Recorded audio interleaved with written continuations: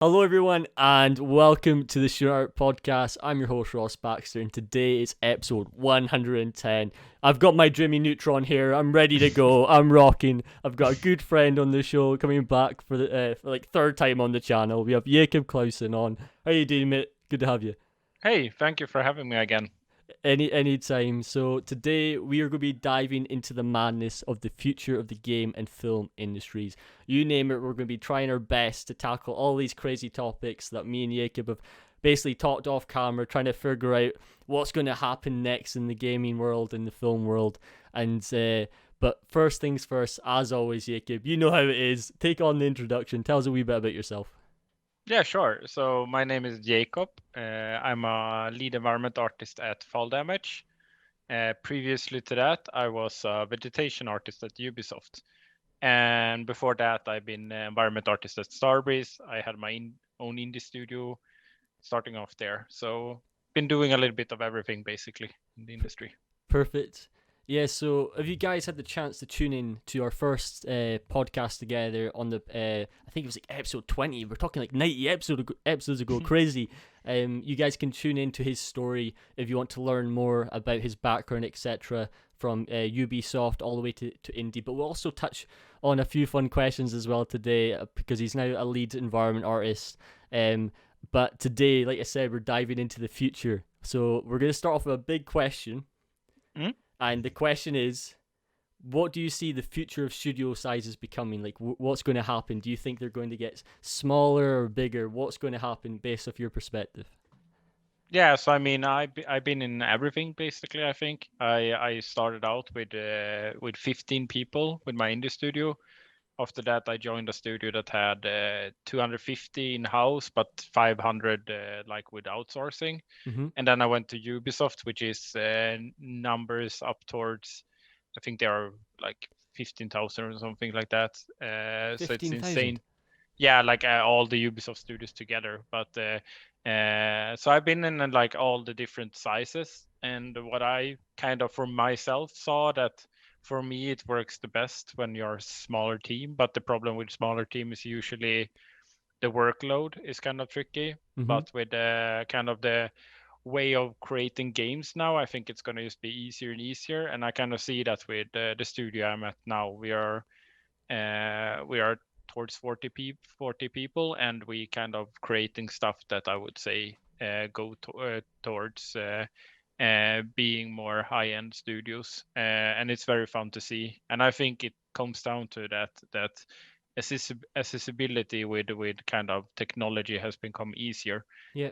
So I kind of see that you're going to still have these like Rockstars, Ubisoft, AAA studios with thousands of people working on a game, but I think AAA can be done by maybe 50 to 100 people, and I think we have seen it with some games, and I think that's going to just become the norm Yeah. basically. No, thanks for sharing that because this has raised so many questions through our discussions just talking off camera, and we've been really trying to figure out like what's going to happen next. Is maybe everything going to go into more freelance, etc.? Like that was one of the questions we were also Mm, talking about. Like I see it based on my perspective as well. Like obviously with the massive transition, when COVID hit, everybody working from home, it's really opened up the industry in so many ways and shown what could be possible. And the great thing about this was I was wondering, well, does that mean everyone's going to eventually, in say 5 years, maybe even 10 years, switch to freelance and being more independent? Like, what do you think of that? I mean, I was a bit skeptical to this idea. Like before COVID hit, I was at the studio, like a newly open Ubisoft studio, Mm-hmm. that kind of had a vision of having more of a hot desk type of solution, where you just go into the studio and you kind of work from home or wherever you want with help of a very good networking with the computers. And I saw it a little bit like, is this possible? Like, can you get the human interaction and stuff like that? And I think when COVID came, it came quickly for everyone, and there was no foundation for how you should kind of manage a studio from home. Mm-hmm. And that's all everything from workload to also like the social aspect. Like here in Sweden, we have something called fika, which is kind of like taking a coffee break, Okay. and it's kind of the way for Swedish people to not do work during 15 minutes during the day, just socialize. And I felt like stuff like that might hurt kind of the, what you say, kind of the community based feeling of a studio. Yep. But after joining Fall Damage, I joined during COVID and I haven't met anyone at the studio yet. Okay. And I feel like they are friends and really nice co-workers. So I feel like with the right solutions, it's looking like this can be an option. But I Yeah. still think that for some people, it's going to be very important to kind of have a place where you can go and meet people, because I'm taking it from a perspective that I think some people are having kind of the workspace as where they can do the social time, Mm-hmm. because they maybe don't have a big network outside of work. And I think it can be dangerous for those people to only be at home. But maybe that's going to just be a shift in how everyone lives. But I think for some people, having a place, optional place, is very important. So I can Definitely. see it kind of be like the hot desk solution, that you don't have to come in every day, but you can kind of travel maybe once or twice a week to your studio, and then the rest of the days you can kind of work from home. And Yeah. for me personally, I feel like I'm even more productive at home. I thought you wouldn't be that, but I feel like I get almost more work done at home. Yeah, man, like you've raised so many different discussions because for me personally, because I started my first ever business last year, so I've been like learning all these new things. However, to go back to one of the main points and kind of link these things together is it's obviously what you said. It's finding that right healthy balance between being able to socialize, but Mm, still obviously maintaining high quality work and obviously getting the job done. And like you said, it's nice being around your team and getting to know your team. So I think it's maybe it won't fully transition over mm, to fully independently working from home, but maybe you go in every few days. But I guess it's going to be an experimenting phase, like over the next few years. I have no idea how it's going to continue with obviously COVID still being around. Like we have no idea like expectancies for like how long this is going to be, whether it's another year, it could even be longer. All depends. It depends on the part of the world as well. But it's an interesting discussion because I've had so many like in depth just discussions with friends about like what's going to happen. Like some people, like you said, love it, like working on your own. Like I work so slowly, so by mm, working on my own, I get things done better because I know I'm not kind of being pressured. With like a certain, yes, I plan, I organize, and I try to maintain that consistency, but by taking away that pressure of like the studio life based off my experience, I think it works best for me. But to anyone who's tuning in, it's going to be interesting trying to figure out well what's going to happen next. And the fun thing about this discussion, because like I said, we've been like talking about this for a while. One of the questions that I was always curious about, if everything kind of did slowly, like say in the next 5 years, do transition to being more working from home, for some reason I came up with the question, well, will job titles still be a thing? Like, mm. will junior, mid, and senior, like, do you think that will be a thing in the next 5-10 years, or do you think it will be more like lead based? And like, what's your thoughts on that? Does that make sense?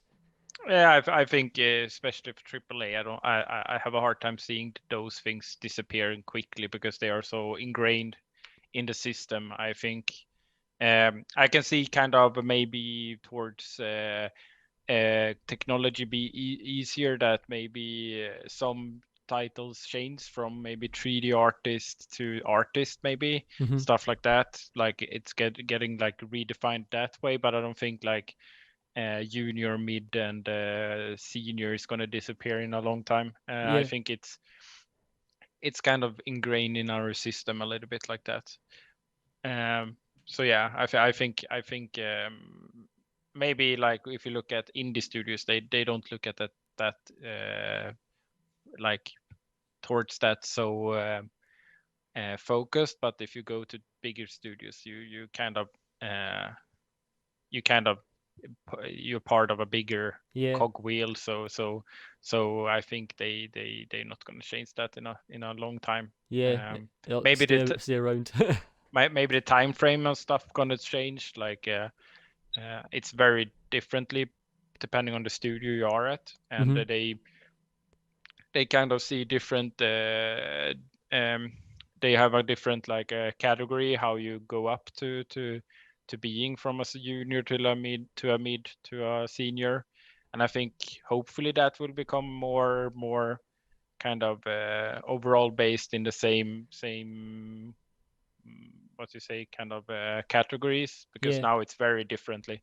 So sometimes the only way of going up in title is jumping studios, and I think that's just hurting mostly the studios. They're losing the people that are eager, maybe the juniors that are eager, that kind of feeling they doing enough, and don't get kind of enough pay for what they are doing, yeah, and so on, missing them. But I think there is a value of kind of not stressing it also. Like in some industries, like you have a long time to kind of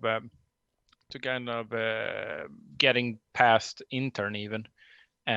So our industry is a little bit different there, because a junior to a mid can be quite quickly yeah. if you just kind of doing the right things. No, of But course.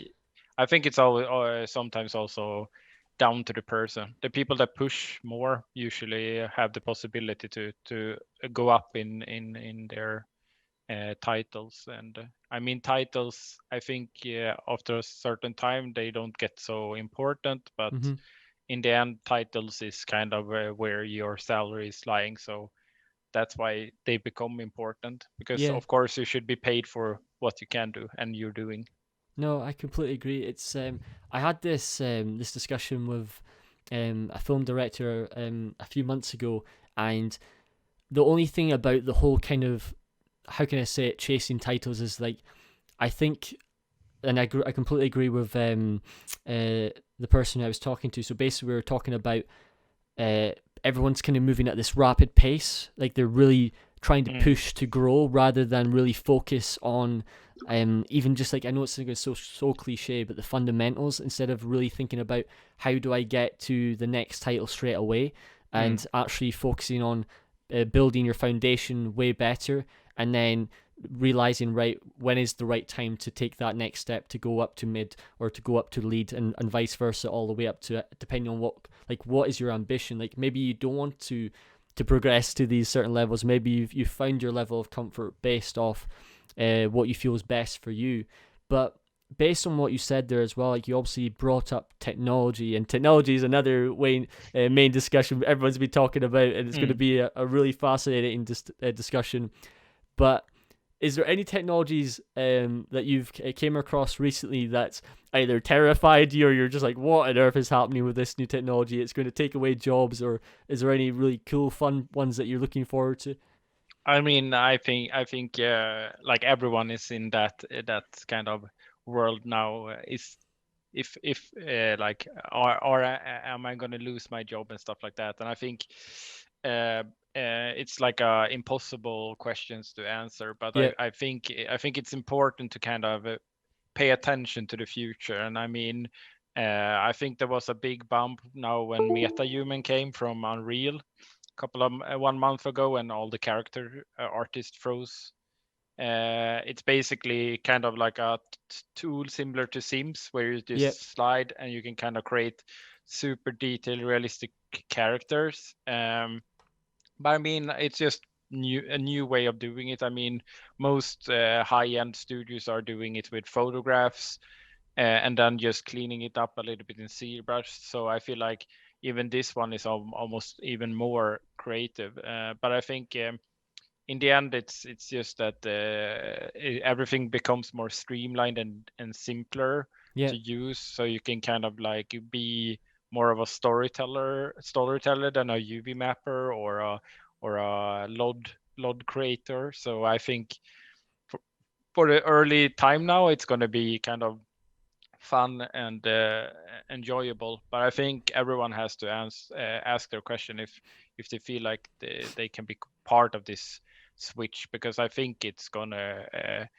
make everything more kind of confined in how many jobs are needed. But that's just speculation. I Yeah. mean, this Friday, Prometheus AI made a video. It's the guy. It's a guy that was, I think he was technical art director or something, technical director for Naughty Dog, and he left Okay. them 2 years ago or something like that. Started his own company where he's making tools, um, and basically this tool is kind of like a smarter way of set dressing, kind of memorizing your way of set dressing. It can kind of use keywords of like street themes and stuff like that. So if you want like a 80s rooms, you can write that down, and it's gonna re reset dress your room to It's 80s. terrifying but awesome at the same time. But yeah, I think that's just like it's part of the industry, and I mean you have companies like Embark here in Stockholm that's kind of driving that also forward. And I mean, if you stand still, I think it can run away, but I think it's going to take a while. I think it's going to be more towards AAA first, and then I mean the nice thing with a lot of these things are they are kind of bound towards uh, getting studios to pick their engine and stuff like that. I really like what Unreal is doing with Mega Scans and MetaHuman and stuff like that. All those things are free Yeah. as long as you're using Unreal, which makes it like for studios that are only like 20 to 100 people be able to do AAA games. I remember the game from China that everyone looked at last fall. I sadly don't remember the name now, but it was basically where you play a monkey in a super realistic setting. And when I read about it, I think it was basically just 70 people, around 70 people working on that game, Yeah. and they really harnessed the harnessed usage of photo scanned assets from Megascan and stuff like that.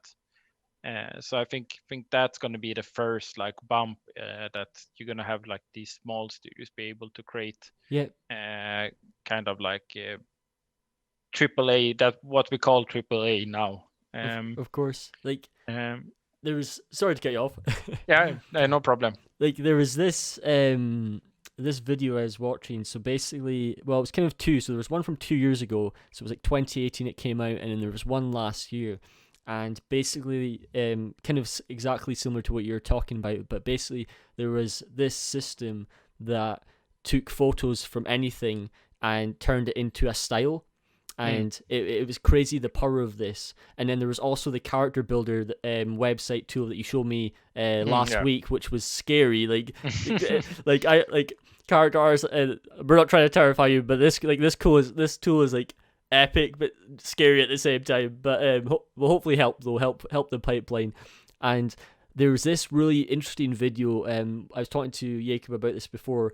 But basically Andrew Price was working on this environment in Blender, so the Blender Guru YouTube channel, and he was talking about how he was making this environment, so this 3D environment, but he was struggling with the creative process to get the right layout. So basically, almost like set dressing, just like Jacob was saying, and basically this tool then.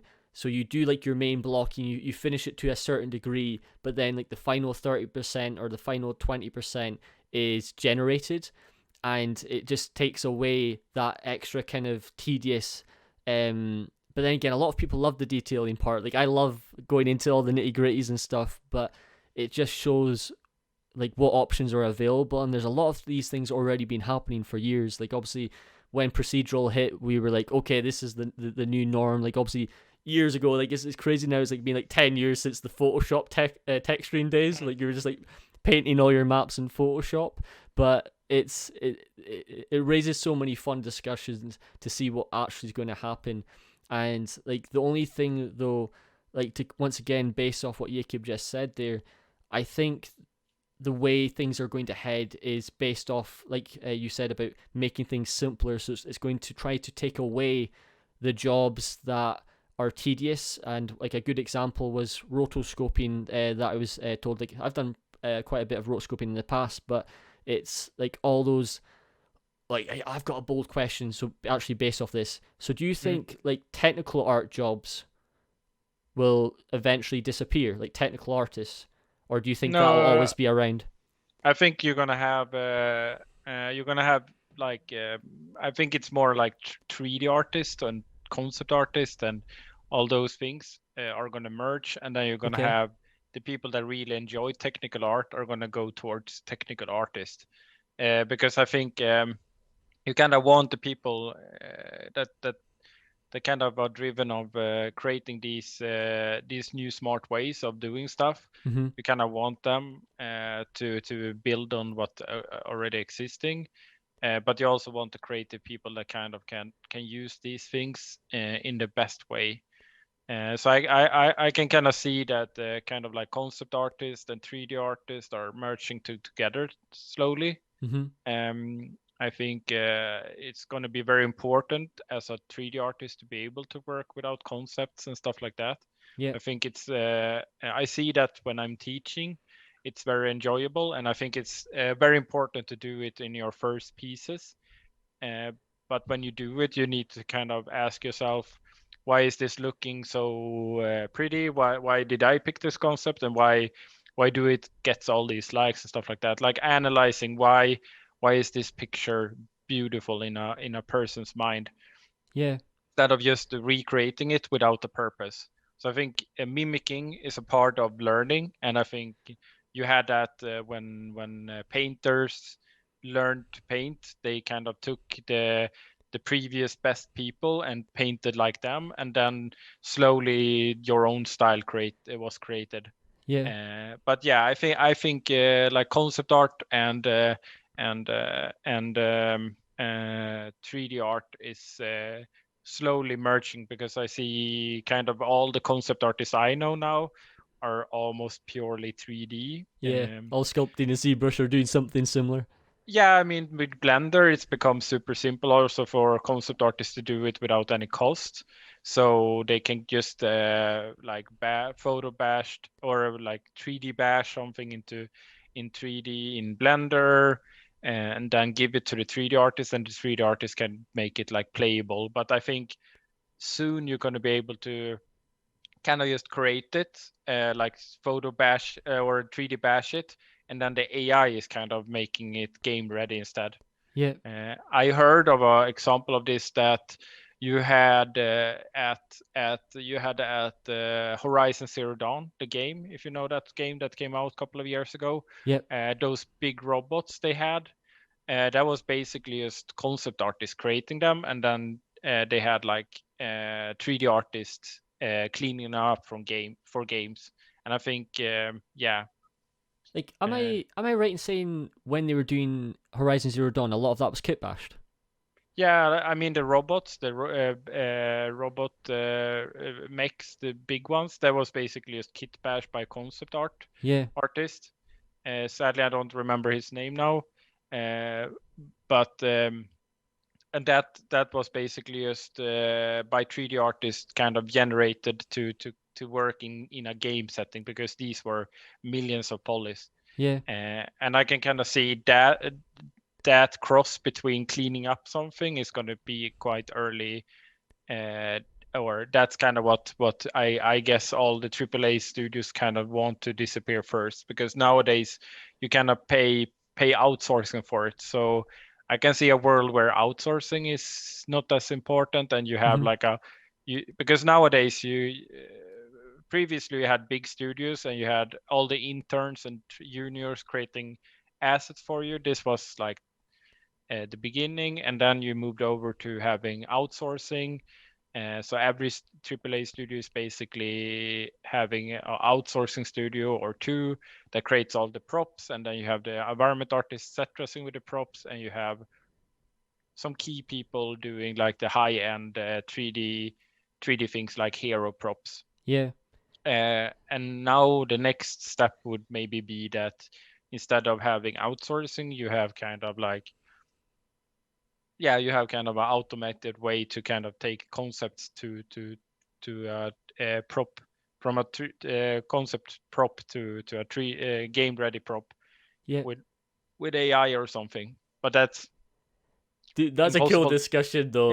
That's a fun discussion. Because it's one of those things when, like, how can I say it? It's basically like everybody's always trying to figure out how to cut out the middleman.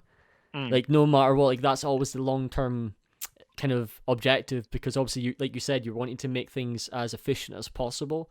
So the closer or the sooner these studios and all these companies making just games or films, whatever it may be, trying to make things as efficient and as accessible as possible, the better. Like there's that famous photo, I'm not sure if you've seen it, but it was basically of the Division, and mm, it was showing all the prices of every item. So it would like mm, say like garbage bin £500, light £1,000 or whatever it may be, and basically they were trying to figure out like, wait, we're spending so much money for this. How could we make it? How could we make it so much more cheaper? And like that's, I think, like you said, like that's like the goal. Like obviously they're doing lots of things. You're already seeing it already being implemented.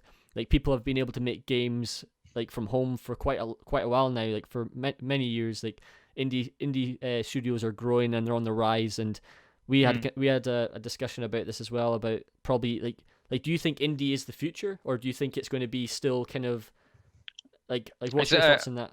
I think it's hard to define indie. I mean, I think Counterplay that released Godfall, I think it's called, Right. is a very good example of kind of the future of AAA maybe, because I don't know how many there are, but I Mm-hmm. think there are a little bit fewer people, but they created something that kind of has the aura of like a AAA game.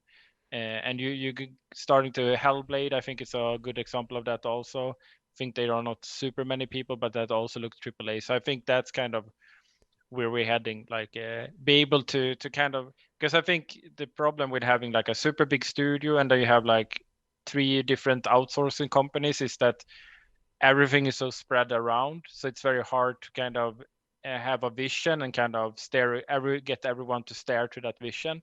Yeah. But if you are very few people, it's much easier to one, get everyone on board on the vision, but also getting everyone to kind of like be part of the vision.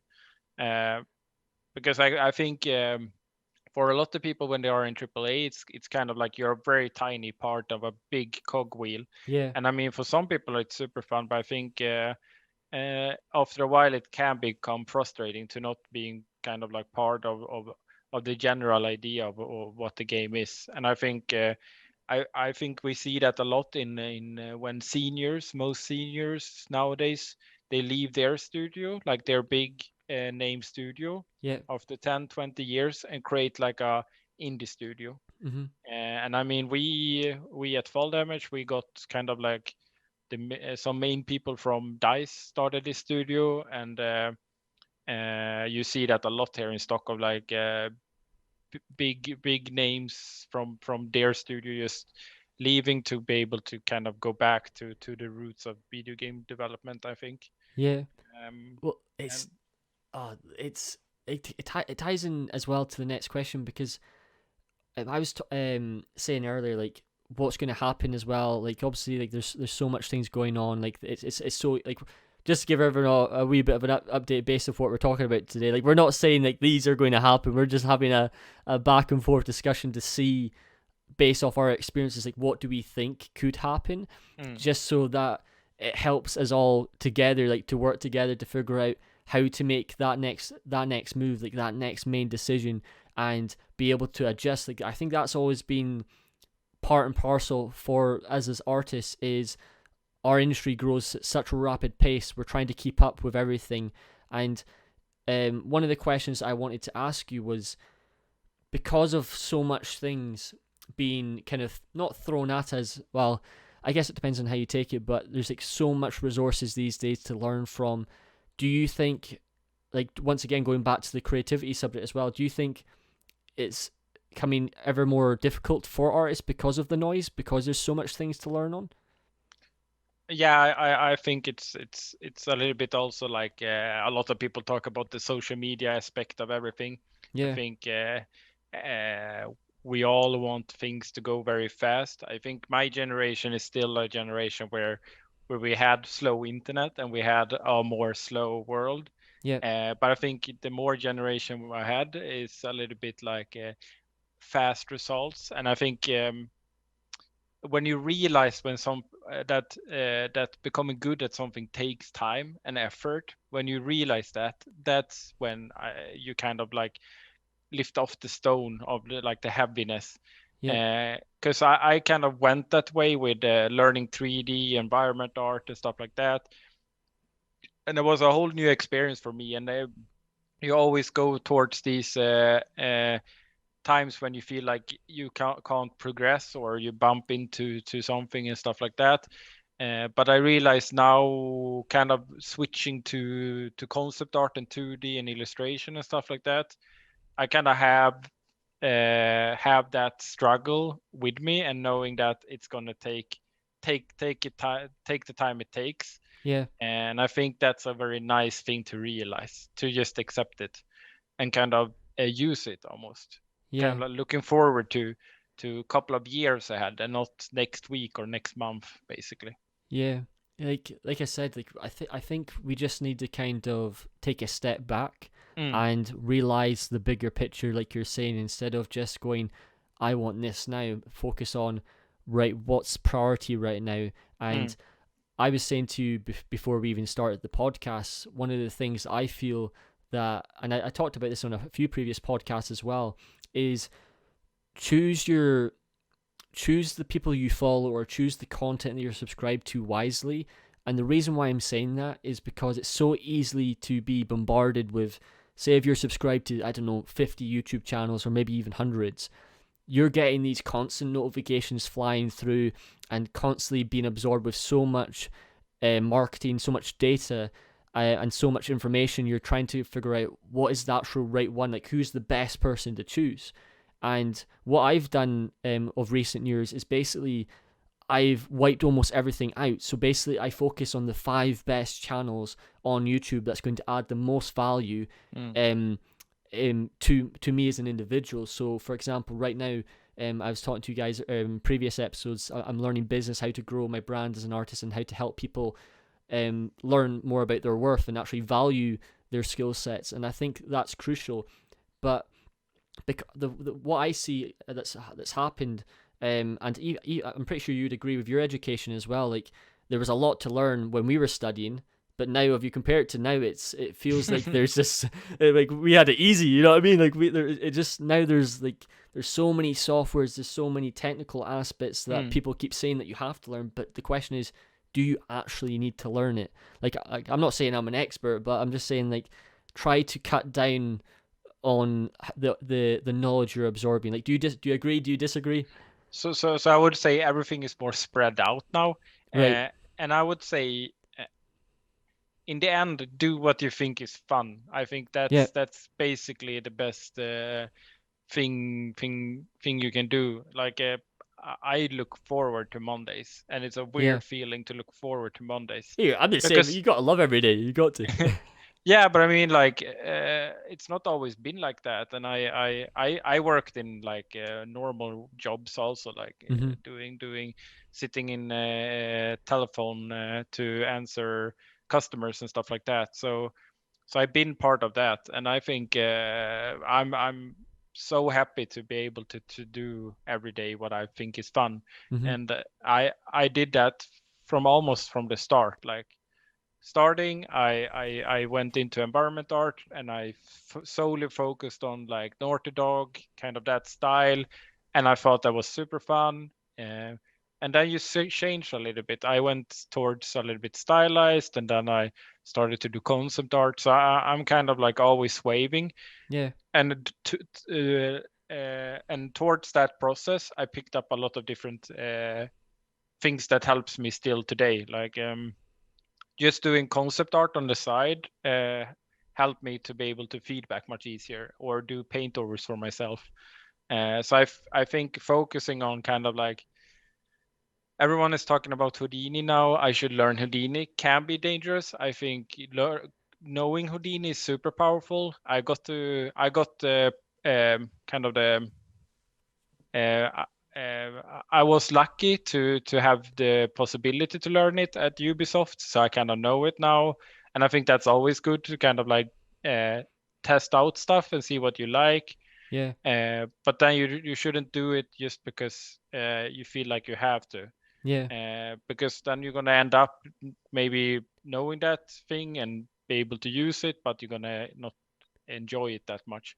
yeah, But then it's of course it's gonna always suck in the beginning. Like so what I tend to do is I do my personal work, and I kind of try to add one or two software or mindset to a new project, and kind of like trying to learn that with the project I have basically.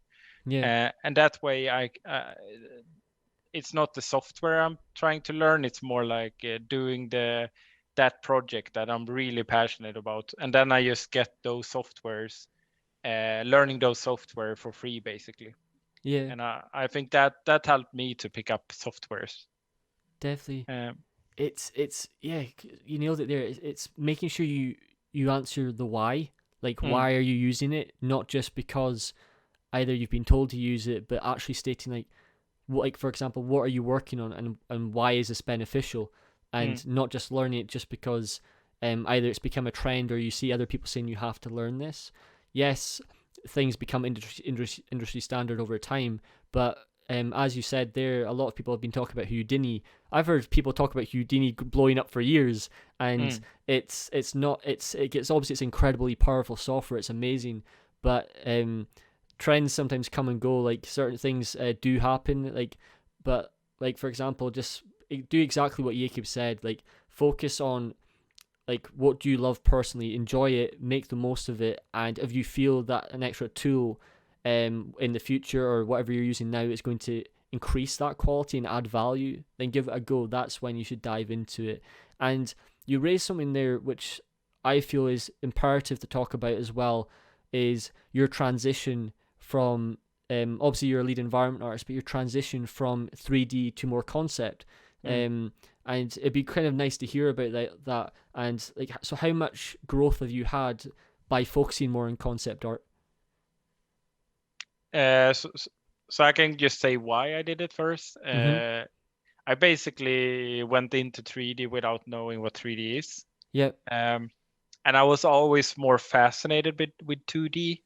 Um, but I felt like knowing 3D was kind of like, yeah, it was right for me back then. And I still love doing 3D. But I always been kind of like wanted to be a comic book artist when I was a kid and stuff like that. So I always had an interest of 2D, but I never like invested time to learn it. Mm-hmm. So about 3 years ago, I heard about a guy called Beeple that probably most people heard about, especially now after the last weeks. And he did these every days, and I was like, this is fascinating. Yeah, I think it's up to 13 years now, every days. Okay. So I Wow. just I just took that idea and did every days for 2.5 years, I think, where I painted a picture every day, and that kind of gave me kind of the consistency to learn to paint. And after that, I felt like, yeah, maybe this didn't help me that much. But then I realized sometimes at work, even when I was at Ubisoft, I could do kind of quick paint overs on ideas when I did vegetation, or now when I give feedback, or we need a prop, I can do a concept of a prop. So for me, it's been super beneficial. But that's also because I kind of like doing the creation You part. enjoy making it, yeah. Yeah, exactly. And I mean, I don't feel like I'm done there. I'm looking in towards animation, 2D animation, stuff Really, like right? that. You didn't tell me Yeah. this. So that's kind of like my next star. I still kind of now my next step is kind of adding projects to this, so it becomes more legit. So doing like illustrations, freelancing and stuff like that. So becomes more legit for me, and I get the real deadlines and stuff like that. And it's gonna also like add a struggle to become better. Yeah. So that's kind of the next step. And after that, I don't know. I'm kind of like looking where I'm there and what I think is fun then, and I'm gonna basically do that then. Yeah. No, that's the thing I respect the most about you is the fact that you always you adjust based off what you enjoy, and Mm. as simple as that may be, like it takes like confidence to take that leap to make that transition because we're so used to our comfort. Like I'm so used to obviously ZBrush and working in V-Ray, etc., and RenderMan, but sometimes I need to just get out of my comfort zone and do something completely different. And this goes back to what we were talking earlier about the future. Like, will design be more of a priority in our pipeline as environment artists, or just artists in general? Do we need to be more design focused? Because concept art plays obviously it's a huge part. Like it's literally the foundation. It's the building blocks of us as artists. And like, do you think the requirements? This is another big question.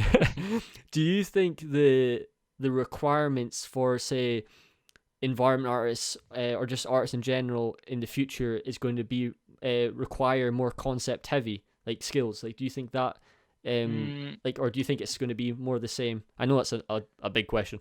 yeah, so I think it comes down to also being a good storyteller. So I don't think it's all about design, Mm-hmm. but I think I can see that dangers a little bit in 2D art also, or concept art. We call it previously called it 2D art, but now it's called concept art because you don't do that much 2D anymore. And I can see some schools are basically just pushing towards 3D, Mm-hmm. and not kind of fundamentals or very few fundamentals. So you get concept artists that are very good at 3D but not fundamental. So I can see a risk there also. Yeah. But I think in the end you're gonna have like people that pick up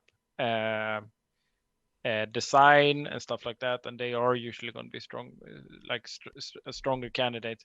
And I like when I talk to people and I see people that been in different fields. I think that's a quite strange because we always have this worry that we picked the wrong industry and then we jump to another industry and we are too old and stuff like that. Mm-hmm.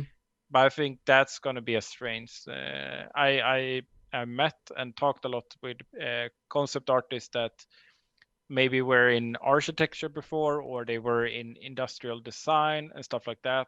And I see them as super strong concept artists just because of that, because they have that foundation, and Yeah. then just add on top of that.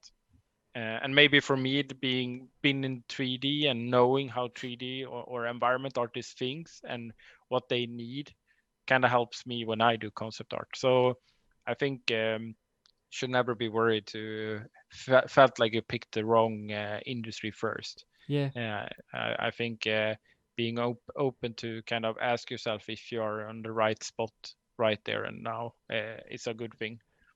Dude, you just brought up something that, oh my gosh, right? Like, this is a great topic. Okay, here we go. So what Jacob's saying here, right? So obviously, if you guys have been tuning in the podcast for a long time, but if you're new, so basically for me, I started as an environment artist. That was my passion. I love it, etc. Sculpting's my favorite thing. However, to go off what Jacob's saying there, like, I found my true calling through teaching and helping people. That's the thing I enjoy the most. So I had to make a decision to leave AAA and to leave the kind of more art production focus to transition over to my main passion, which is teaching and helping people. And I get making such a big move can be intimidating. Like, I understand it's especially if you have to move as well. Like, if you're having to move, like, I know, Jacob, you've moved multiple times just to find what you wanted to do, and like, you've been back and forth from indie to AAA and for just to find that answer.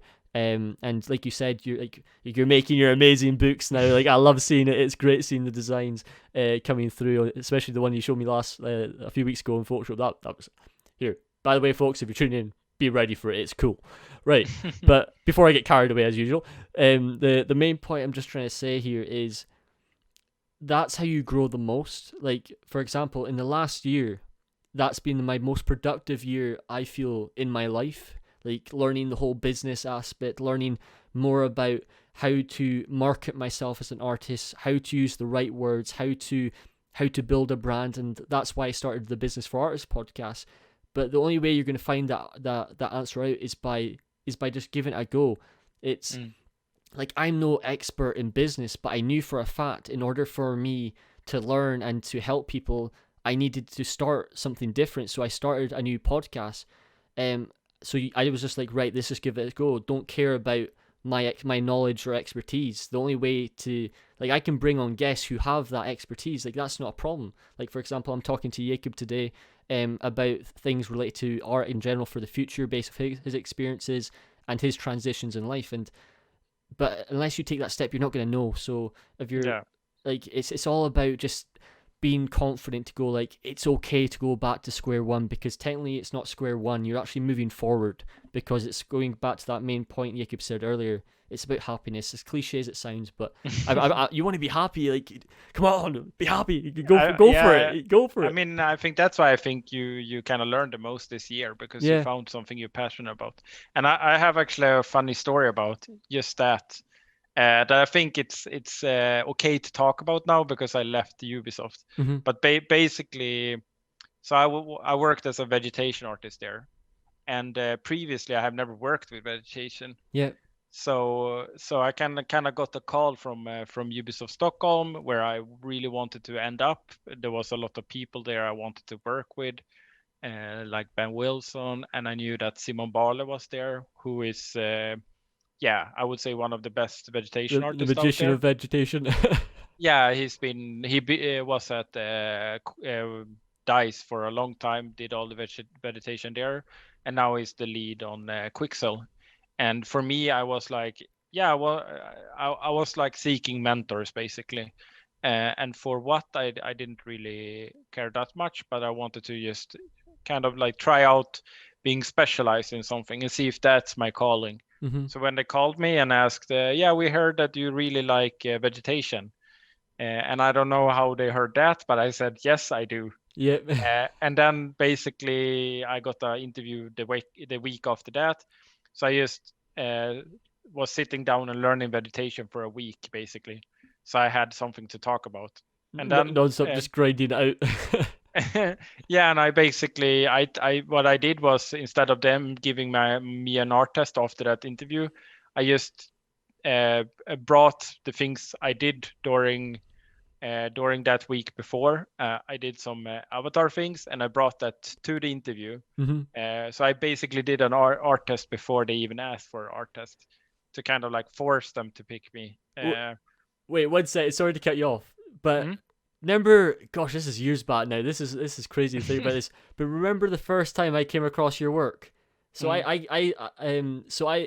so everybody knows. So I'm a big fan of Jacob's work, and Thanks. So he was one of the first artists I came across in ArtStation.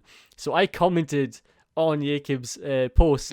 This was years ago. It's crazy. It's like, but that was a vegetation piece. Well, you had like the trees and stuff. Like, yes, it wasn't to the extent I guess you had to learn for the job and that, but at least you had that was still a great piece. Yeah, that was basically all the vegetation I've done in my life. Yeah. So done like 2 trees and some vegetations. And for me, it was like going to Ubisoft, where most people were seniors there also. So it was a little bit intimidating. But I thought, if I end up there and I just do my best, I can learn while being there. And that kind of happened. Yeah. So that was a really nice experience. And then, then I felt after the time I've been there, it was not really my calling. I did a lot of different projects and stuff like that. And I wanted more like being part of one project and in a smaller team. And that's why I kind of went towards fall damage instead. Yeah.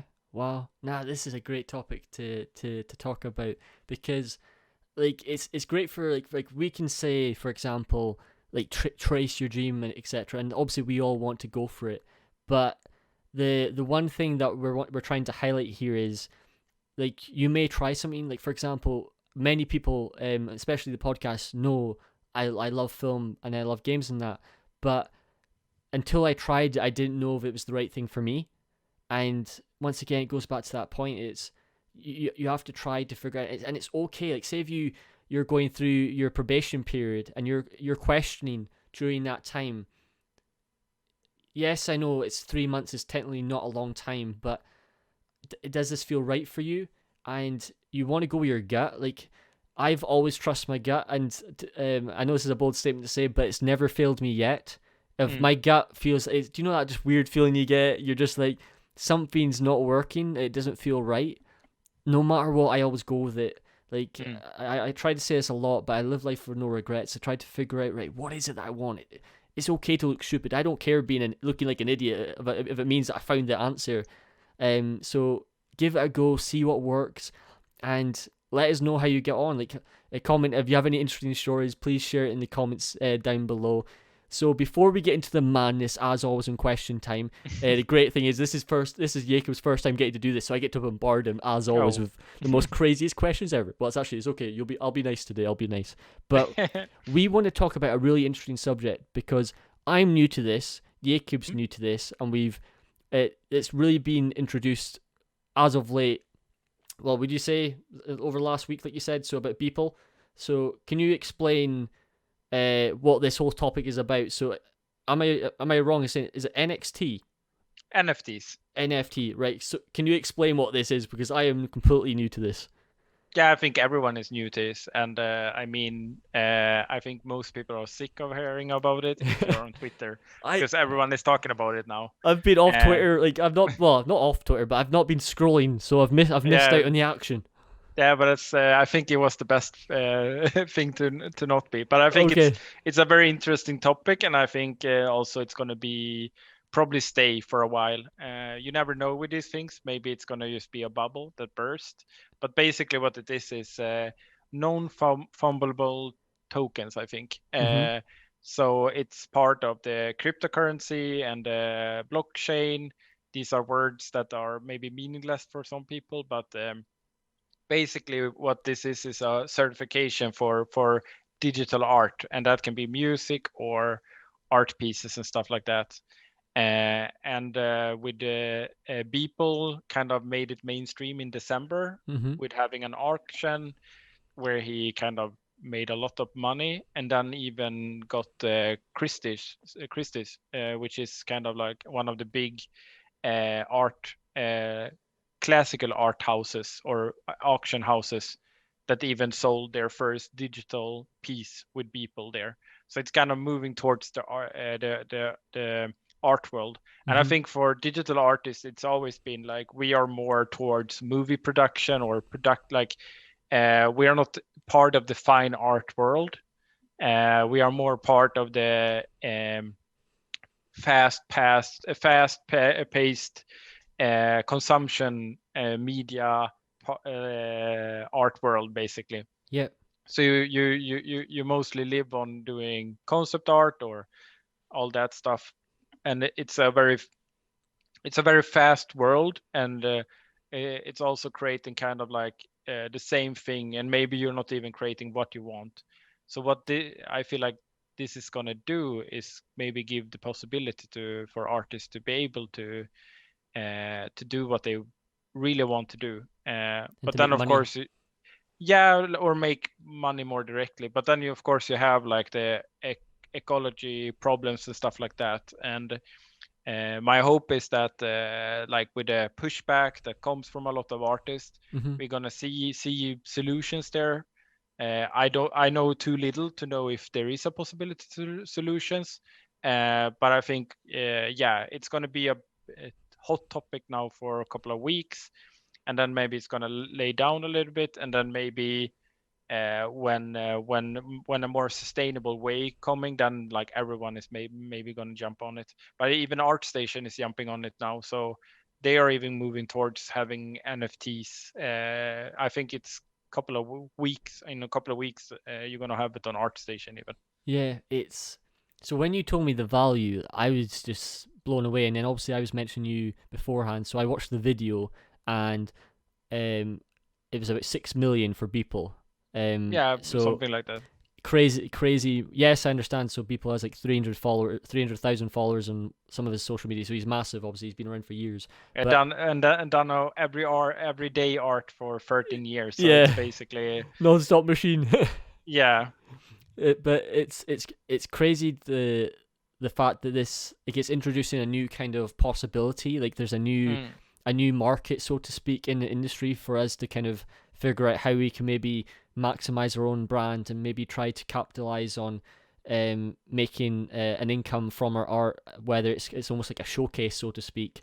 And like that's the thing, what you said there, that you touched on, obviously relating it back to fine art.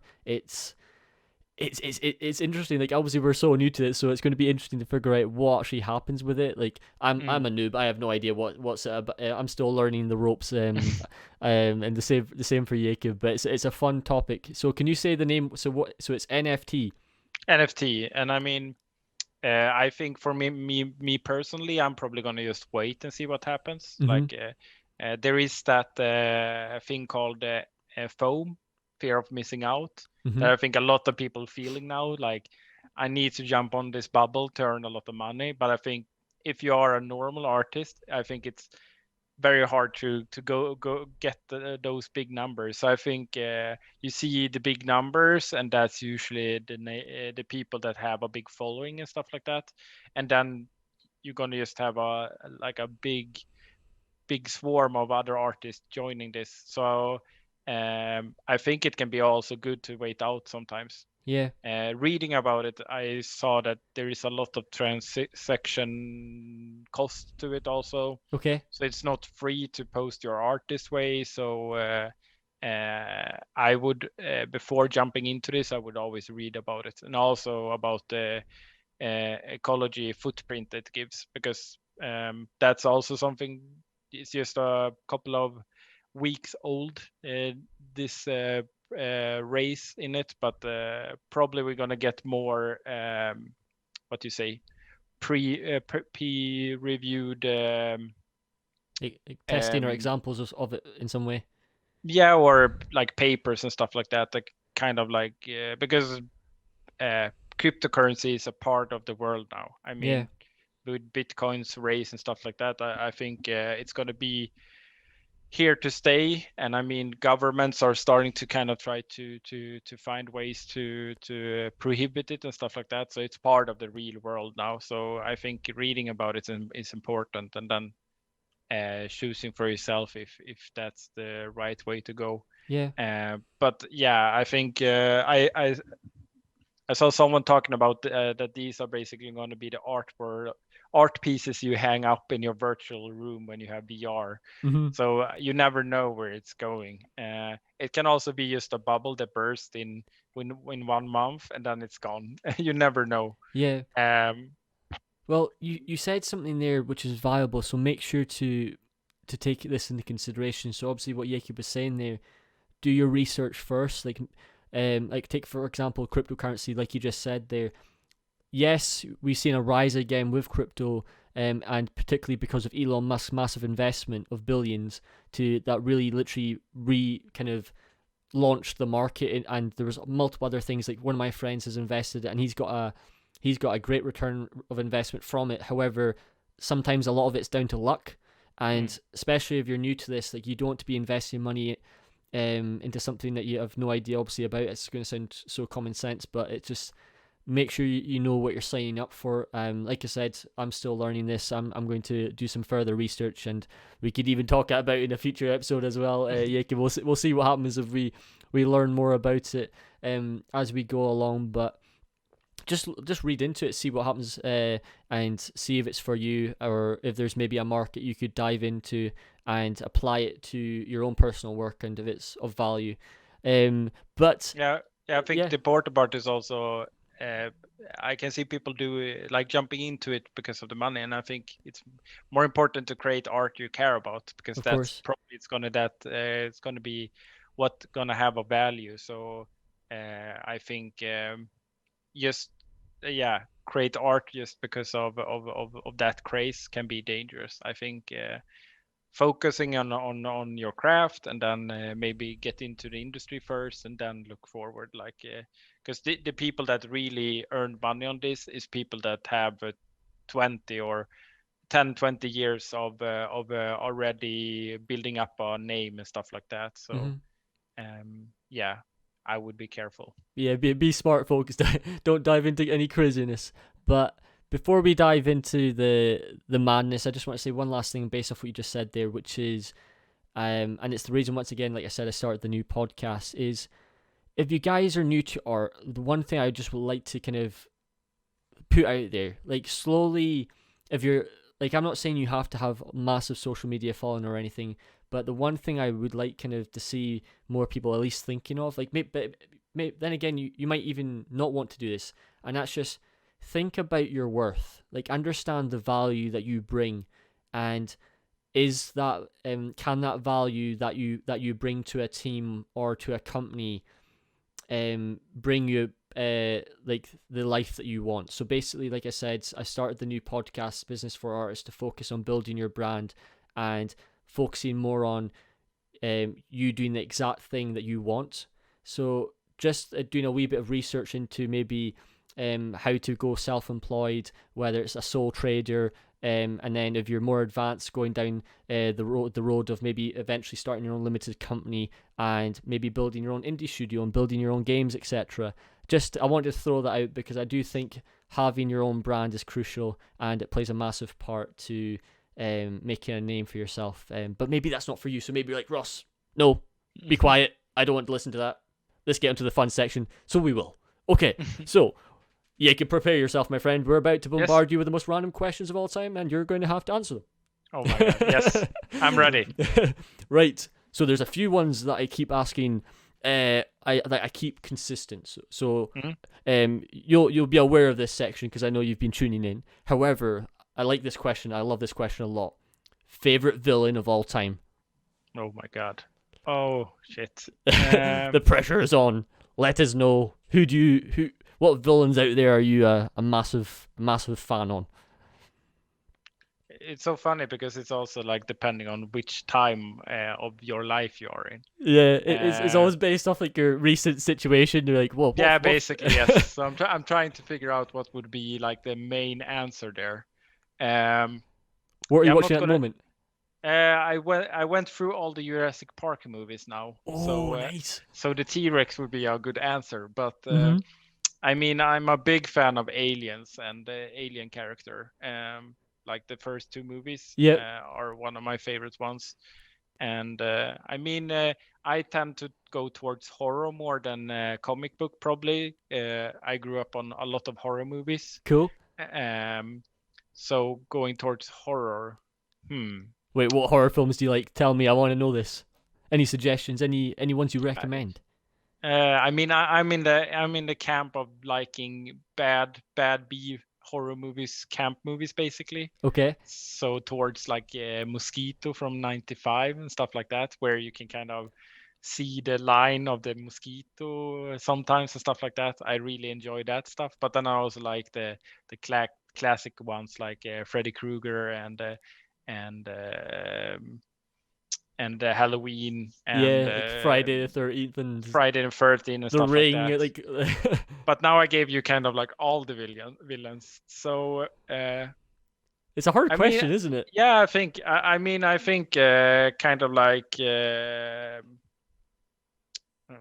oh, it's so hard. I love this part because it's like the pressures. You're just like, Ross, how could you do this to me?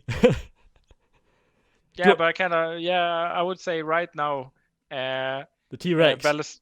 T-Rex together with Velociraptor, but maybe it's going to be a different one when I went through a movie series. Yeah.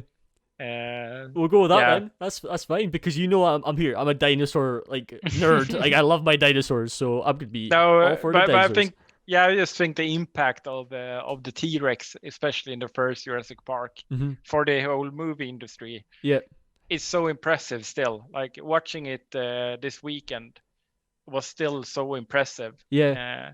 I mean, you can see it has aged, but you have to remember it's almost 30 years now since that movie came out. and it doesn't look like a movie from the 90s when it comes to the visual, like 3D stuff. Like, dude, like it's the crazy thing because obviously I'm a massive Spielberg fan. Like the best statement that I heard, and it was years ago. I was watching the behind the scenes, and it's the fact that our phone these days are literally the quality of that movie. Like that was the quality limited. They were limited to that quality back then. So it's like we're talking not even like we're not even 1080p. Like we're like like I don't even know the technical name, but it's like I'm pretty sure it's like 720 or 750. I'm not an expert when it comes to the numbers, but it was something like that. Like it's the fact that it still holds up. It's why people always talk about Lord of the Rings, like the fight of the Balrog, and people just go back and they're like, "Damn, that came out 20 years ago. It's still holding up." Yeah, but that's the impressive part. I think watching those movies and see how they kind of cut corners. Mm-hmm. I love the scene when you see just the water bumping in the glass and stuff like that. And they show mostly the T-Rex is mostly shown with the face, so they have an like a robot there. But also they use like the human face, like their reaction is that a lot, Yeah. stuff like that. And I feel like nowadays when you can do everything very cheap and quickly, you just show everything, and that's what why I'm a big fan of like the 80s and 90s, because Best back films ever. yeah, back then you kind of you played with mood much more, and you played with like reactions and like the music and feeling.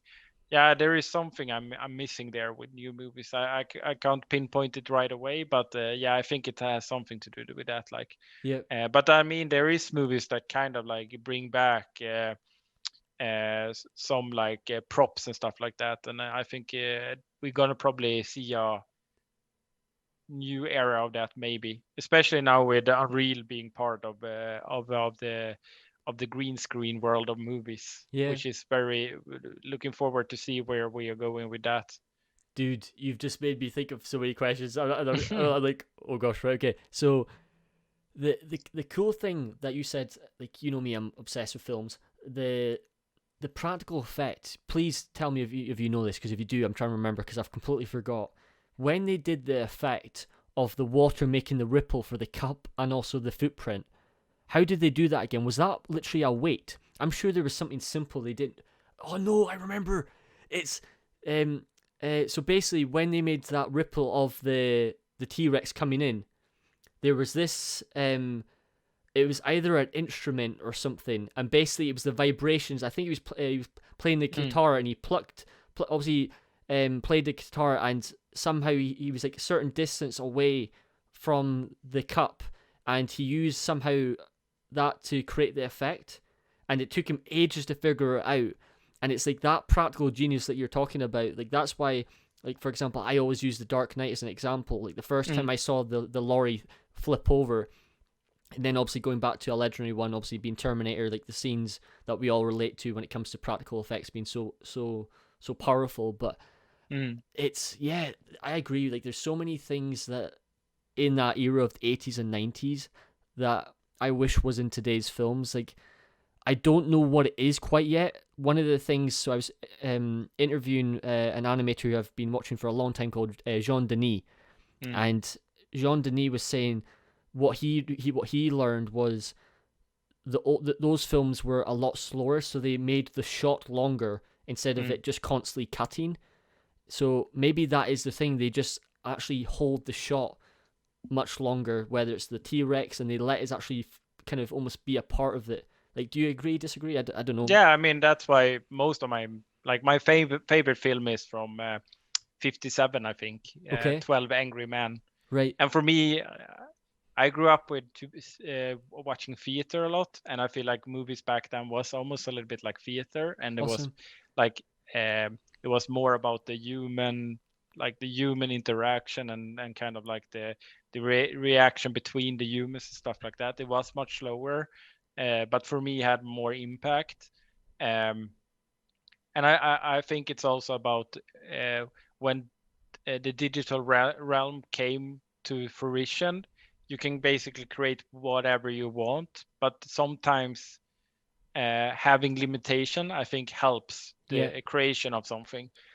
because then you come up with that ripple effect. Because maybe they first wanted to show the whole T-Rex walking towards the car, Yeah. but that was too expensive, so they did the ripple effect instead. And I think having those limitations add to the creative way of doing something. Mm-hmm. But then also, I think you said a very important thing with the impact. I think when you see a real car explode, and I think soon we're going to be so close to having digital cars look like real cars exploding. Yeah. But I think still, when you look at those 80s movies, when a car explode, it has a different impact for me uh, than in today's movies. Right. This is a funny topic. That it's kind of crazy because I learned this from Joe Rogan. Like it took me. I had to watch a Joe Rogan episode to learn of how it actually reacted. So the first time I was watching a documentary about Commando. So obviously Arnold Schwarzenegger. Yeah, I love that movie. Oh, it's so good. I love it, man. Here, that soundtrack, dude. That is a soundtrack. I don't care what anyone says. I can listen to that. I used to listen to that on repeat during work. It was so good. But basically, oh gosh, I've lost it.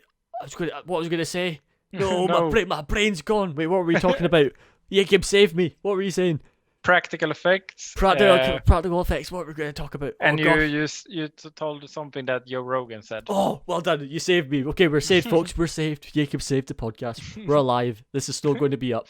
But what I was going to say was, I had no idea, right, that a grenade did not that had that fire effect. So grenades don't make that actual explosion. No. Yeah. For years, obviously, I did not know this, and Joe Rogan was interviewing a Marine, and he was saying like all these mistakes in filming, and this is why I think a lot of people have a lot of respect for the Dark Knight movies. What's the director called again? I've completely went blank. Christopher Nolan. So he always does like a ton of research before he's doing things. Like he really thinks about the shot.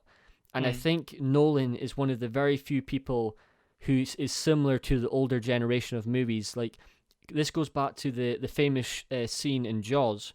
Like, do you know, like we were just talking there about the T-Rex. The same thing applied to the sound of Jaws actually approaching the ship.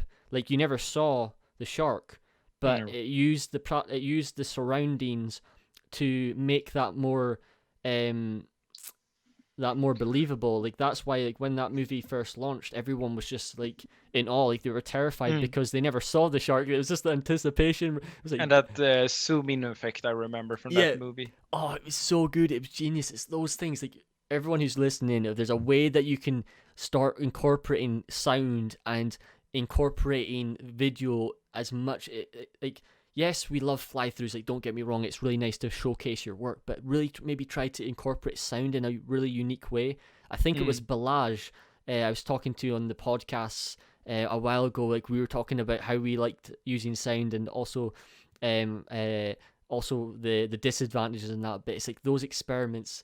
Dude, this is why I love this part of the podcast. I just full geek out mode. But I just want to say that you can still see kind of like that classical way of doing movies, and I think that's with the indie scene of movies. You get that nowadays, because nowadays, like you said, they have the same technology in a phone that they had on Jurassic Park. Yeah, which makes people that kind of want to sway away from the standard, because if you have something that costs so much money to make, you need to be safe doing it, and you have the same with AAA, but also Hollywood. yeah. You can only create movies you know is gonna sell, or else you're gonna bankrupt kind of maybe your studio. But with indie movies, you have kind of the possibility to create like a vision that is more unique. And I think if you look at the movie or movie production company that is called A24, you can find a lot of good movies. They do a lot of weird ones, and they are becoming kind of the staple of creating like art house indie movies. I think Right. Hereditary and Midsommar is from there, and also maybe Lighthouse that came last year. I've heard of there's so many things now. Like it goes back to one of our main discussion we had earlier though. It's just obviously yes, you make time to give it a go on that. There's so many different things there's so many things going on, And also when it comes back to this question as well about films, is like there's so many things getting made. Like there's so many games, there's so many films, there's now so many TV show providers. There's Netflix, there's Disney Plus, there's Amazon Prime. The list just keeps going on and on. And the funny thing is, this ties into the next question, so this is the perfect part. And so, what game, film, or TV show are you excited the most that's coming out this year? Is there one, or even next year? Is there anything that's on your mind that you're wondering, I can't wait for this? I know my answer, but I'm intrigued to see what you say. So when it comes for movies, I'm quite curious about Matrix 4 Wait, Matrix 4 is just coming out? this Wait, year. when did this get announced? Last year. I did not know this. Here, this is unacceptable. I did not know this. And it's going to be on HBO Max, so it's going to be Really? straight to streaming because of COVID. So I'm probably Right. looking forward to that still. Even I think I have a hard time thinking it's going to be good. I really like the first one, but the second and third one was not really there for me. I mean, Is it still Keanu? enjoy. Yeah, it's going to be Keanu and all the old cast. Okay. So it's going to be kind of a set in the future of the Matrix, I guess. I did not know this. This has yeah. been the best highlight ever. I did not know this at all. I hope it's good. Like I really do. Yeah, and then together with Dune, because I'm a big Dune fan. Yes. And Okay. I agree. I'm still a little bit torn towards the trailer, but I'm gonna be open-minded and watch it still. Oh, sorry to cut you off. Where do you go? Yeah, and when it comes to games, I'm probably Kena, I think it's called. That game I'm really looking forward to. I saw Camille's post, and I was just like the vegetation, the environments. Yeah, no, I'm excited for that as well. That looks good. Yeah, so that's basically the game I think I'm looking forward to. Yeah, so that's basically the things I'm looking forward to this year. Nice. I'm probably forgetting something, but yeah. No, it's great. You answered it. You answered the question. It's it's mad that I'm still shocked you said that. I did not know. Why have I did not know that about the Matrix? Gosh, I'm definitely living under a rock at the moment. Yeah, we're getting King Kong versus Godzilla in a couple of weeks. Here, that right, those series, that's underrated. I feel like I'm a massive fan. I don't know who the director is of those movies. The new ones or the new ones? I like the originals as well. But I think it's one that did Star Wars, one of the Star Wars movies. I can't remember his name. I think he did Godzilla, and then he did one of the Star Wars movies, and then I did the new one also. Yeah, because I think his movies have been great. I was a massive fan of Godzilla, the first one, and then King of the Monsters, Godzilla King of Monsters, the second one, where basically they're going up against all the monsters. I thought that was a great film. So my one's obviously, I think it's been put back. I think it's the end of this year. It's still the Lord of the Rings. It's the series. It's the Amazon one. Oh, it's coming this year. It was meant to be end of December, kind of January next year, but there was this kind of, obviously with COVID, putting it back. So I don't know if it is going back to 2022 or 2023. And one thing as well about June, the only thing, and this ties into what we were talking about earlier about Jurassic Park. So the reason why a lot of us love Jurassic Park was because we didn't know the cast. However, with June, the only thing I'm a bit about is the fact that I know literally almost all the cast. And like, for example, when I was watching Game of Thrones, like I love Game of Thrones because I didn't know the majority of the cast. So I really hope the cast that they also do for Lord of the Rings is new actor and actresses, etc. Because I think it really adds an element of believability behind it. Right, we've only done the first few questions because we're typically geeking out about films. Right, this is a fun random one. This is typical of me asking these questions. If you're wondering why I'm looking that way, because my questions are on that way, folks. The question is, if you could transform into an animal, what would you be?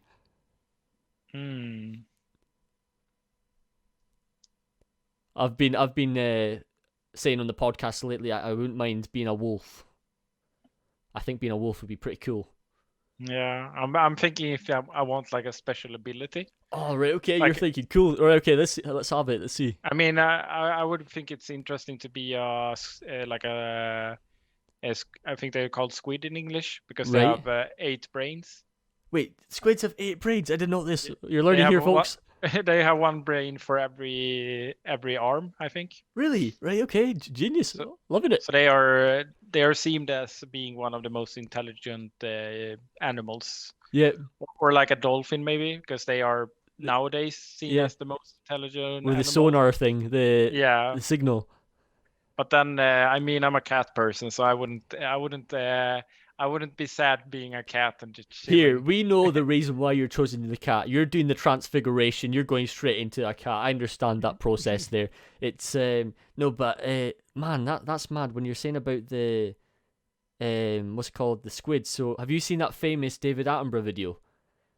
So there's About squids I or think it's some sort of octopus. So basically, it's like this octopus that can form into, it can turn its yeah, color, and it see can that also one, fit yes. into anything. That is terrifying. And it can walk on land. Like Yeah, imagine, it's mad. they said that if squid were land-based early on, they Mm. would probably be human. Human wouldn't exist basically. That And okay? one That is reason terrifying. one reason is also they can't the strength of humans is that we can give our knowledge to the Hmm. next generation. And squid, I think, or what you said, the other name, I Uh, think that's more correct. Octopus. octopus, right? Octopus. Yeah, I'm talking about octopus. So octopus moms are they are dying when they breeding basically, because Really, right? they are basically shutting themselves into a cave with their offspring and then basically die. So the offspring never meets their parents. So it's Right. Wow. basically they don't learn that much from their parents basically. And Yeah. that, I think that's one reason why they are not more evolved that we would call it basically, because Yeah. if you with apes and you have with dolphins, you have they teach each other new things basically, so that's why they are evolving. Here, this is the beauty of this part of the podcast, because this is like we all know like the wonders of the ocean and how many things we've not discovered yet, but it's the crazy patterns or the crazy types of things that you can apply to your artwork that's like the coolest part. It's the most exciting. Like all the different lights displays on the deep darkest parts of the ocean that you learn, and the reasons why these animals exist. I think that's such a fun topic to dive into more, and really opening up your creativity as an artist, of going, yes, say like for example, if you're an environment artist listening right now and going, you know what, let's make an environment piece fully inspired by fish, and how, and basing the textures on fish, on I don't know, textures of a shark. Like how could you implement that into your environment, and really just thinking out the box. Like no, that's a great answer. Thank you for that. That made it really interesting. Right, okay. Now this is a topic I've been wanting to ask for a while, so I'm using my podcast as usual to ask this. Yes. What future technology would you love to see? So I would really like to see portals become real. Uh, is there anything either from a game that you've seen that you're just like, I wish that was in our generation right now? I think Porter is a good one. Like I was thinking of that purely just because of Jack and Daxter, by the way, if you're wondering. Like I seen that become a thing, I thought that would be really fun discussion. Yeah, the Porter was a good one. Maybe time travel would be kind of the one for me. Yeah. I really enjoy history. Mm-hmm. I think the important question is, would you go like that's a like a common question you get, like would you go back 100 years or would you go forward 100 years? Oh gosh. And you couldn't go back. Oh, and you couldn't go back, right? Yeah. Okay, that makes it, because I see. I normally just ask the first part, but when you put it that way, that makes it even more exciting. Gosh, It's a very hard one to answer. it's difficult now that you say you can't go back. Yeah. I didn't think of it that way. That's a good way. Here, I'm going to use that for the future. That makes Because it the more the tricky part, you don't know what the future holds. Maybe it's utopia, or maybe everything is just burning. Yeah. Probably not 100 years, but if you do 300 Yeah. years, it's very hard to answer. And then if you go back 300 years, you have a lot of illness and stuff like that. Yeah. So it's probably hard to survive 300 years for today's humans. Also, you use the lights, like Yeah. everything is lit, and like streets and stuff. were not lit back then, especially in Sweden. We were still living on basically roots and maybe a little bit potato or just bread, basically, or Yeah, porridge.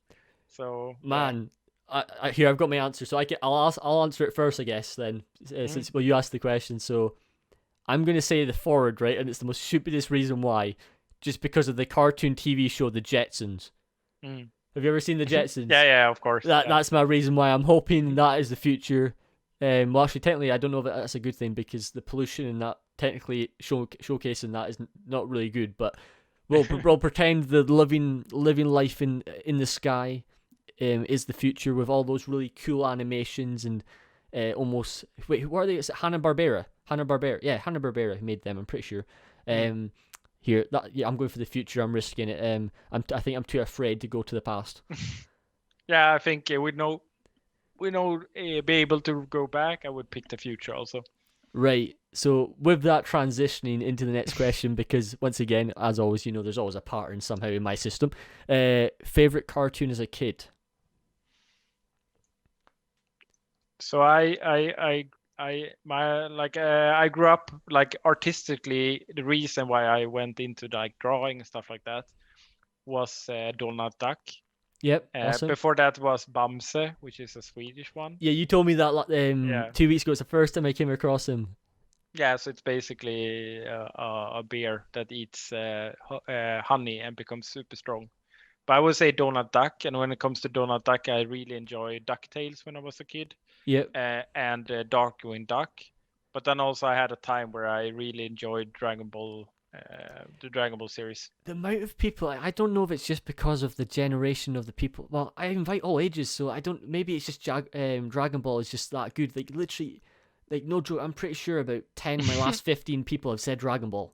Yeah, Like, that was. I think for me it's because I'm half German, and in Germany most kid shows are not from America. It's yeah. mostly from Japan. Like Mhm. it's very animated. Like anime is a big thing in Germany. So Mhm. all kid shows, we only had German television at home. So I basically just watch, and I grew up on anime mostly. And then when it comes to comic books, I read Swedish, and then it was Donald Duck is very big in Sweden, so that's why. Nice. Nah, Like awesome. he's like the biggest star in Sweden, and It. it's kind of funny because in America he's not that big. Like what is called the mouse, Mickey Oh, Mouse Mickey is the Mouse. biggest one. Yeah. Yep. So like basically, so I'll go over to Sweden and Germany dressed up as Donald Duck. I'll be sorted. I'll be Yeah, I famous. mean, Don Rosa, who is my favorite comic book artist, who did Donald Duck comics. He's basically, when he comes to Sweden, you have to stand in line for a couple of hours to be able to meet him. Right. Okay. He's Gosh. like Right. the biggest comic book artist, and he's from America. And in America, I don't know he's super big there, but when he travels to Europe, especially Sweden, he's one of like the biggest star when it comes to comic books. Yeah. I think that's always the cool thing about um like for example, I said it hundreds of times in the podcast. Like one of the best things you can ever do is travel and Mm. experience new things. Like I've moved 14 times. I've said it many times. Like it's funny. Like when I first started the podcast, right, I only moved 3 times. And Mm. over the last 4 years, it's now 14. It's mad, but it's like you learn That's so many things. I probably moved 3 times. Three times. Uh, for 3 times since I moved from home. So But basically, I'm just being crazy then. no, I heard people here in Stockholm that moved like 20 times and stuff. I've been extremely lucky, like Yeah. getting places where I can stay for a long time. But the good thing is like it goes back to one of the main discussions we talked about. It's like the reason why I moved that many times was to figure the most important question out. Like, Mm. what did I want to do? Like Mm. that was the reason why. It wasn't just yes, I wanted to try things out and experiment, but it all tied into that main question. But Mm. so try things like at least once. I'd like give something a go once. I believe like trying something new. So awesome answer, right? So we've got 4 more. This one I think is unexpected, and I don't. It came out of the blue, and it's probably the toughest question out of the lot. Oh, I'm prepared. Okay, if you had to suggest one tutorial for environment artists, what would you choose? Oh. Like if there's a series, maybe a series is easier. So if there was a series that was done by an artist, has there been one that you would recommend? And if there's not, it's okay, because I understand this is a difficult question. Yeah, it's a difficult one. I think it's also the landfill has changed a little bit. Like now Mhm. you can get a mentor, and I think for some people it's more important to get a mentor. Yeah. I haven't done mentorships, but I think it can be quite strong getting just a mentor Okay. if you're struggling. No, that's a And great point. and I would pick the artists you kind of are inspired by. But when it comes to tutorials, It's a tough one. yeah, it's a very tough one. I mean, I went through a different generation where there was not too many. I did one from what's his name, Pinto something. He's from Blizzard. He did a series on making kit like how to make kits for office. Right. Wait, is it Uh, no, Vincent? Helder Pinto, I think it's Okay. called. Right. Helder Pinto. He's working on Overwatch, I think. Nice. He's doing a new series now, I saw. But that one I really liked, and I bought that one maybe 5 years ago or something. So I don't Yeah. know how up to date it is. But yeah, I think it's more about kind of like Personal I taste. don't. Yeah, I think courses is tricky. I do a lot of schoolism. Mm-hmm. It's my favorite site, and that's more towards illustration and 2D. That's been my realm for the past 2-3 years. So I'm basically watching through all the schoolism courses. So Perfect. I would that would be my suggestion, but that's Awesome. more fundamentals. Yeah. No, it's But I okay. think I It's an think that's answer. It strong. counts. Yeah, I think that's super strong for environment artists also. I did a course on one of the old Pixar artists did about lighting and color. Oh, is that Jeremy? No, No. All right. Okay. he's called Dice Dice. Right. something. Okay. Dice, and then it's a Japanese last name, I think. He did it's the Tonko House Studio basically is the studio called that made that, and that's on schoolism. Right. But that's basically how Pixar artists are looking at light, and I think still when you look at Pixar movies, they are basically one of the strongest when it comes to Yeah. light and how to create a feeling with light. Because like I wasn't trying to cut you off because Mhm. there was this game changing. It was for me. Yes. The majority of the series was based off of V-Ray, HDRIs, etc. And I think it was like Renderman and then Arnold. But basically, the start of the series, it was former Disney and DreamWorks lighting artist Jeremy something. If I find the link, I'll put it in the description. But basically, it talked about basic what you just said. So exactly like yours, it was a former like lighting master who had such a great understanding of color and how to really it was like a corridor scene. It had a ghost in it. It was on the Gnomon Workshop tutorials because it was Gnomon Workshop that really changed it for me. Yeah, I remember them. It was so good. I loved them. But no, thanks for saying that because I know it's a tough question. So we got 3 more. Okay, if you could work in a job that's nothing related to art, film, or game, what would you choose? Oh, you had to say art. Then it's tricky. And so it can't yeah. it can't be art. So it can't be Yeah. art, film, or game. It has to be something So completely different. when I was small and I still live a little bit after that dream, I wanted to buy a house in France and Okay. be a wine farmer. Really, right? Nice, cool. So I'm gonna say wine farmer in Yeah, France, south dude. France. This is really interesting because, dude, that's like the best answer. So, one of my friends, one of my best friends, I've been talking about this for ages. So, obviously, people know in the podcast, I've been always wanting to move to New Zealand, and there's one thing that I was always wanting to do was farming. Just like doing completely like away from computers forever. Well, not forever, but you know what I mean. And a lot of my family were all farmers. In terms of like my granddad, etc., always on the tractors, etc. You name it. We used to have massive amount of pets and stuff in our household here. and stuff. Yeah, dude. When you showed me the personal family piece you showed me, with the house. Like, dude, that was Oh, yeah. cool. That was awesome. But it was just yeah, like I think it'd be just so refreshing to be completely on the outside of just lifting and moving and fresh air and exploring. I think that's kind of the future for us. Being like my dream is kind of to be able to only have to go into office a couple of days a Same. week, and then living outside of Stockholm, and maybe having a house in more forest area, because I grew up like that. Yep, dude, But great answer. I mean, now you can. Sweden has become an official certified wine country, so you can even make wine in Sweden now. So that's the new business. You've heard it here first, folks. Jakob's going to be taking over the wine industry. You guys better be watching out. In Sweden, he's going to be the main man distributing millions of barrels. You name it. Oh my God! Yeah. It's going to be called the Claussen. The Claussen, yeah. You'll be rocking. You'll be taking over the world. Right. The next question is a stupid question, but I love stupid questions, so why not? I like them. I love them too. Would you rather be in a room with 50 bees or for 5 minutes or 50 spiders? 50. What type of spider is it? Oh, that's a good question. I mean, if it's let's like just go tarantulas.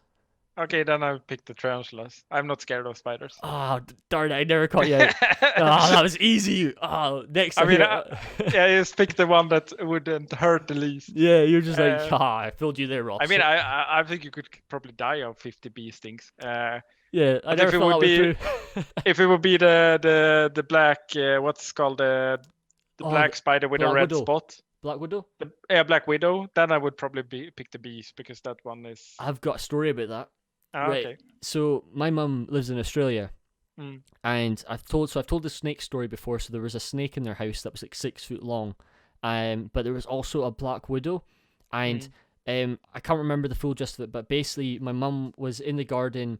It was a garden in the house. So there was 2 stories. So there's a rule in Australia. Please, by the way, any Australians, please update in the comments below if I'm saying this wrong. But basically, in which there's a rule in which you get taught how to lift rocks and check things properly. So basically, you have to go through this system of, are you basically just make sure nothing's dangerous underneath. And my mum came across the Black Widow, and I was just like, hearing that is terrifying. Like, just the fact that is possibly around the corner was just mad. But yeah, man, you answered that. That was too easy. I was like. Yeah, I don't have like animals. I'm not scared of a particular animal, as long as they are not dangerous for me, basically. So snakes are not scaring me either, or insects in general. I liked insects in general. I did a thesis on insects. Dude, I agree. They are cool. So I think like zooming in on insects, you get kind of like alien-looking creatures, and I love it. No, man, no, I agree. It's I'm scared of one animal, like, well, mainly one. It's called the seagull. Yeah, the seagull and the pigeons. I can't stand them. I'm living next to the water here, so I'm having them the whole summer basically. Yeah. Oh, it was funny. That's my alarm clock in 5 in the morning usually. Here, no wonder you wake up so early. Now I understand your reason. Yeah, me and the seagulls. Oh, they're the worst invention of history. How dare everyone, even if you like seagulls, I'm not your friend. if you're listening to this podcast, how dare you listen to this podcast and be a friend of seagulls? I actually like pigeons. People hate, but I grew up with pigeons actually, so pigeons I like. I don't like you anymore, Jacob. You're no longer they friend. can be very very social actually. They have flapping powers that I don't agree with. They have and they walk around so confidently as if they rule the world. I don't know. They're just chest out. They're like, right, come at me, bro. They kind of did that in where we had animals. They were basically the rulers, so they were not even afraid of the cats. Mad, just unacceptable creatures. How dare they have OP powers? They're like the ultimate boss in gaming. I don't accept it. Right, the last and final question of today's Madness podcast, and it's been awesome having you, as always, Jacob. It's been super fun. So we're finishing off with this one. If you could bring back any game from your childhood, what would you choose? Is there or a game that you loved that stopped? I don't know if I've asked this in the podcast. Yeah, that's a good question. The funny part is I wasn't the biggest gamer. I mean, I'm gonna get it back because a couple of years ago, I would say Age of Empires. Right. I Okay. grew up. Nice. I was yeah, a yeah. big Age of Empires player, and that game felt dead. But now they announced the fourth one. Right. So the fourth one is coming, and that's probably the game I'm looking forward the most. And they don't have a date for it yet. But Did you ever watch? Oh God, it's nostalgia. Now this is great. What was it called? Did you ever get a chance to watch that TV show? It was basically based off like Age of Empires and Total War. And there was this British TV show, right? Anyone who's listening and if you know this show, please comment. So basically, it was you'd be able to make your own army, right? And you'd go up against teams, but it was a TV show literally based off it. So it'd be on every 6 p.m. UK time, and you'd watch. There'd be like two massive screens. It'd be a massive room, and you'd watch the battle. You'd be able to strategize against each other. I think you'd love it. If anyone remembers, I'll have to go Google it. I never after. heard of it. Dude, That it's sounds so good. interesting. I watched it. I went back to watching it sometime last year during COVID, obviously, just to go back to the nostalgia and that. But good choice. So that's the answer. Awesome, Jacob. The anticlimactic. You just see me just going, "Yep, awesome, happy days." But as always, folks, most importantly, if you guys enjoyed today's podcast, make sure to go check out Jacob's work. You'll be seeing everything in the description as always, and also the main topics throughout the podcast. So you would have already seen his social media stuff included in the overlays and stuff. But if you guys enjoyed today's episode, as always, make sure to smash the like button. It really helps the channel grow. Subscribe if you enjoyed, and as always, stay tuned for future episodes. I love doing this. This is I get a great kick out of doing it. I get to help people and have a good blather of friends. So Jacob, as always, thank you so much for coming on. It's been a pleasure having you. Thank you for having me. It was super fun. Anytime. So as always, folks, we will see you in the next Bye-bye. episode. Adios. Goodbye.